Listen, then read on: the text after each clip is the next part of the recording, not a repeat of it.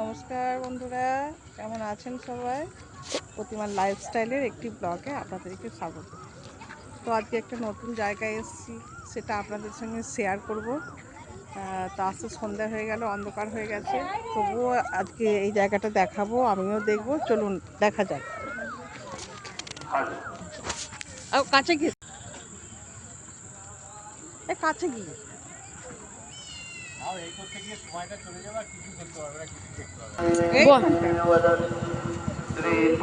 এসেছি ব্রহ্মদত্ত ধাম দেখতে।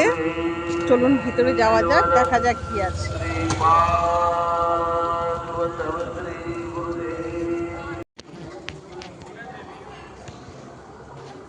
দাঁড়াও মা।